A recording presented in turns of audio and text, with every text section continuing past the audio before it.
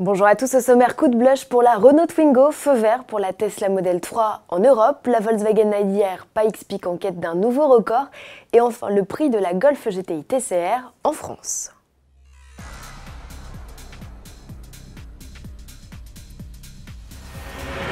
La petite surprise française du jour, c'est donc la Twingo restylée. On l'attendait au Mondial de Paris. Finalement, elle débarquera au Salon de Genève en mars, aux côtés de la Clio de 5e génération. Esthétiquement, on remarque l'arrivée de nouveaux boucliers sans feu de jour additionnel à l'avant. Ils sont désormais intégrés aux optiques sous la forme d'un C. Comparée à son aîné lancé en 2014, cette nouvelle Twingo grandit de 2 cm. L'écope latérale sur l'aile arrière gauche, jusqu'alors réservée à la version GT, est désormais greffée de série.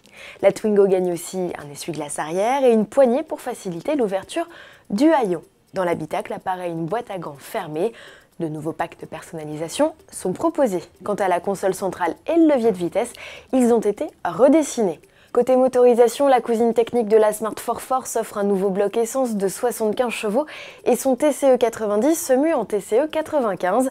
Ce dernier reste disponible avec la boîte double embrayage à 6 rapports. Le lancement de la Twingo restylée est prévu au printemps. Plus de frein à la commercialisation de la Model 3 en Europe, Tesla vient d'obtenir son ultime tampon d'homologation aux Pays-Bas auprès de l'un des organismes européens chargés de la certification des véhicules. Les premières livraisons de la compacte 100% électrique, rivale de la Nissan Leaf, sont prévues début février. Près de 14 000 commandes auraient déjà été enregistrées sur le vieux continent, dont 1000 en France. Pour mémoire, la Tesla Model 3 est proposée à partir de 59 500 €, hors bonus dans sa version grande autonomie. Il est désormais possible à tous de configurer la Model 3 de ses rêves en ligne. Revers de la médaille, pour respecter le calendrier de production et améliorer sa compétitivité, Tesla a annoncé devoir à nouveau licencier 7% des effectifs, soit un peu plus de 3000 emplois, sont concernés. Après s'être offert le record de la montée de Pikes Peak, Volkswagen, l'ID.R et le pilote français Romain Dumas se lancent un nouveau défi, la conquête du Nürburgring. Le prototype ne vise pas le record absolu détenu depuis juin 2018 par la Porsche 919 hybride Evo. Elle veut seulement devenir numéro 1 de la catégorie des électriques, une place occupée depuis 2017 par la supercar chinoise NIO EP9.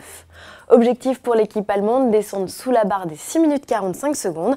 Pour s'affranchir des 73 virages de l'enfer vert, Volkswagen va faire évoluer le châssis et l'aérodynamique de son bolide. La puissance, elle, est inchangée. Les deux moteurs électriques développent toujours l'équivalent de 680 chevaux. Quant au poids, il reste également contenu sous les 1100 kg, pilote compris.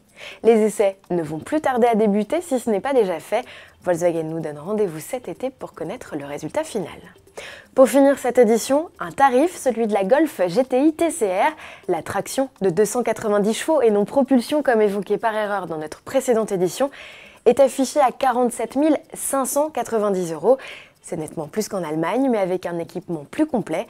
La Sportive 5 portes reçoit de série le système d'amortissement piloté, le dispositif d'ouverture main libre, le freinage automatique d'urgence ou encore le régulateur de vitesse adaptatif.